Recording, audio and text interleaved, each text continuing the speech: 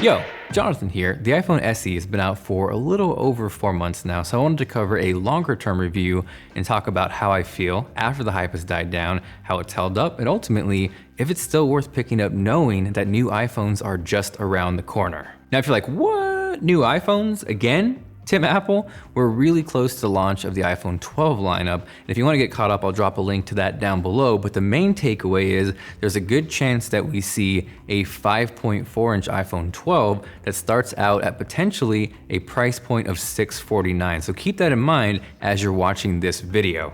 Real quickly before I continue, I want to give a quick shout out to today's sponsor, RhinoShield. They have coverage and protection on everything from the iPhone SE all the way up to the 11 Pro Max. And while they are known for their sleek, minimal cases with insane protection on drops like this, they've expanded way beyond that, implementing modularity, customization, and now this, their 3D impact screen protector, which is amazing. I feel like we've all seen our fair share of people walking around with broken glass screen protectors, and this is the answer. On a simple level, it's impact resistant, it's more flexible, it's more durable, it won't crack like glass. So I think that right there speaks more than words ever could. You're getting edge-to-edge protection, and when you combine that with one of the cases, you're protecting your phone in every possible way. So definitely make sure to check out the 3D impact screen protector as well as their entire lineup with a 20% discount linked down below.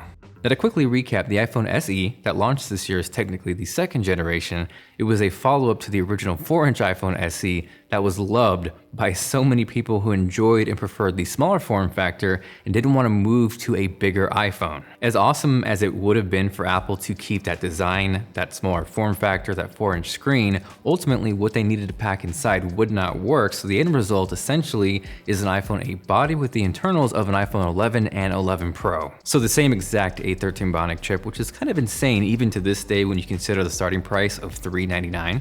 To this day, I still see the argument in the comment of, well, why do you need a processor that powerful to go inside a quote-unquote budget phone like the iPhone SE? And I've talked about it. The power of something like an A13 Bionic goes so far beyond loading apps or swiping through pages. Honestly, that's why the camera on the SE is as good as it is, because if it were just hardware, it really wouldn't be that special. You get a single 12 megapixel shooter on the back, 7 megapixels on the front, both are portrait mode capable. I think this right here is an example of why that A13 Bionic is as impressive as it is. One, we're screen recording, no dropped frames, no lag. You can see how quickly, how responsive it's tracking me, and something that I think is super undervalued is the fact that you're previewing portrait mode in real time. It's one thing to snap a picture, wait for it to process, and then see it afterwards, but to see what's happening as it's happening is invaluable. There are some downsides as far as the camera in terms of one, no ultra wide angle lens, which might not be a deal breaker,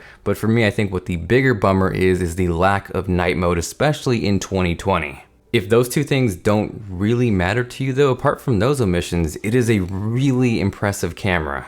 Now for this video I wanted to collaborate with you guys who use an iPhone SE to see what you've captured on it. This is a brilliant example of that smart HDR putting in all kinds of work. And then here, come on, that looks like a studio photography shot, not a $399 smartphone. Here, it would not be a smartphone camera showcase without a beautiful flower shot, and that's exactly what this is. Now, as impressive as the camera is in terms of photography and stills, I think where the iPhone SE shines and where nothing else really comes close for the price is video. I love the video camera you get on this little guy.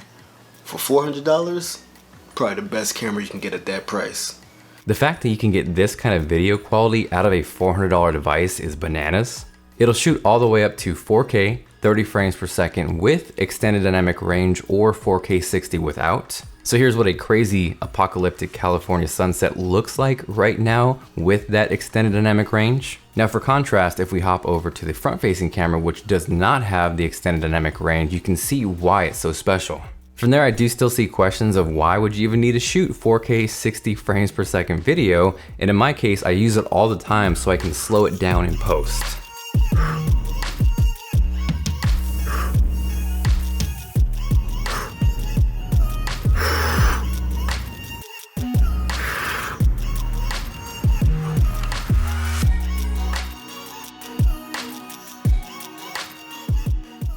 The The other big thing and why I think the iPhone SE is still special to this day is when you combine that A13 Bionic with the fact that Apple continues to update their phones way beyond the original launch date. That means it's going to be relevant for years to come.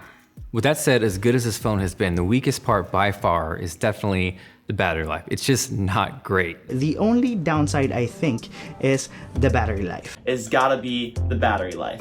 It doesn't last the whole day most of the time. It's meh, it's all right. If you're just a light user and you spend your days scrolling Twitter or watching YouTube videos, you could get some decent amount of screen on time. But feed that hungry A13 Bionic a demanding game or spend some time in the camera app and you'll quickly find yourself running for the charger. It's definitely one of those phones where you're going to absolutely be charging by the end of the day and not creeping into the next, which is an advantage of something like the iPhone 11 or 11 Pro.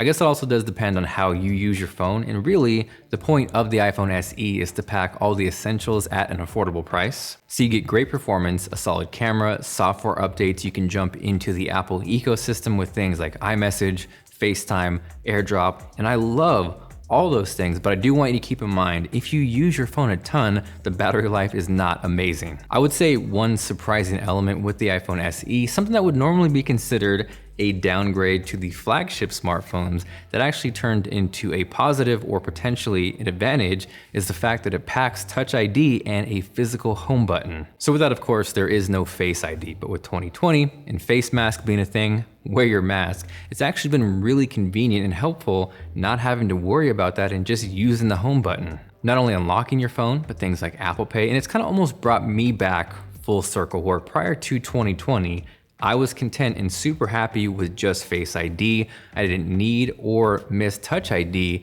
but after this year, fast forward to now, I hope it makes its way back in some form or fashion.